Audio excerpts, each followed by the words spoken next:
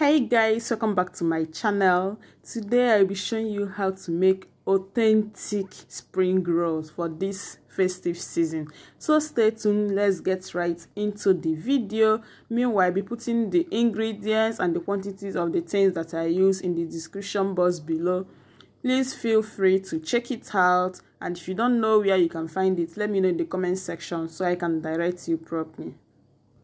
Meanwhile, there are so many ways you can make the wrap, but today we'll be using this method. I have some flour, added a little bit of salt and water. Then I will mix everything together till it forms a dough. The quantity of flour, the water and everything will be in the description box below. So just mix everything together.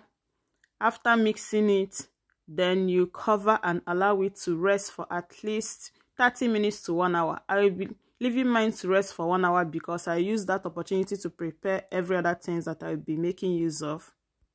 I have a lot of cabbage, carrots, onion and garlic, spring onion. Then I have this bean trade. If you don't have bean trade, you can use mung beans or you can skip it. It's not a must you use it, but this is what it looks like. This is not abacha, it is bean trade. I'm also making use of some chicken. So in a pot, I added vegetable oil, added onion, garlic, some thyme, and some chili flakes. Then give it a stir till it is pale. Then I added the meat, that's the chicken. I stirred the chicken for at least 5 minutes, then added the cabbage as well. Then after a while, I added the carrot and the bean trade. Keep stirring to make sure it's cooked evenly and not burn. Then I added also the spring onion and the seasoning powder. I'm using chicken seasoning powder because I'm making use of minced chicken. You can make use of any seasoning cube or seasoning powder of your choice. Keep stirring as it is cooking on a low heat. After 5 minutes, add cornstarch mixture or flour mixture. I use flour mixture. Keep it aside to cool down, then start preparing the wrap. I will be cutting the dough into so many pieces. Then I will knead and toast. This is the easiest way for me. Knead both ways. Put a lot of flour while kneading so that it doesn't stick till it is very thin and flat. Then I will toast each side for 30 seconds. So I'm using just 1 minute to knead the dough, each one. So I'm toasting each side 30 seconds. Then I flip to the other side, toast for 30 seconds. Before then, I'm done with the one that I'm kneading. Then I will add it and continue with the remaining one. This is almost like the longest way to do this. So I'll be showing you the next way you can make your wrap next time. But today we are making use of this particular style. But yeah, I normally prefer to buy the already made one. I'm just making this one now because yeah, this is Christmas. I love everything fresh.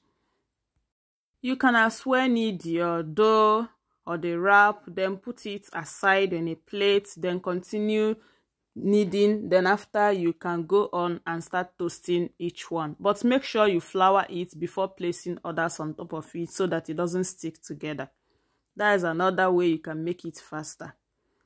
So after that, I have the flour mixture that I'll be using to bind it. Just flour and water.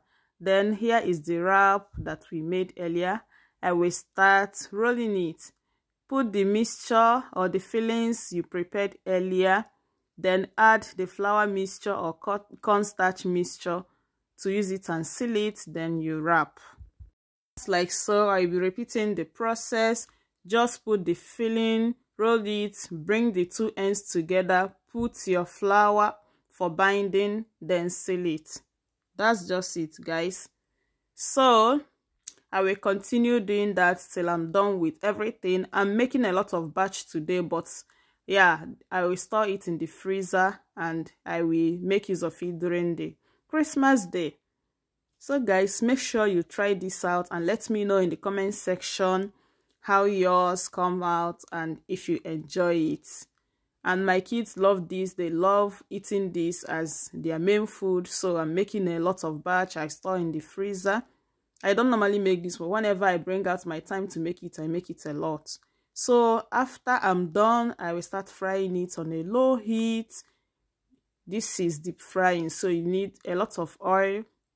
Fry till it turns to golden brown, then scoop it out and allow it to cool down. Then enjoy. This will be going inside the freezer. Thanks for watching, guys. Bye.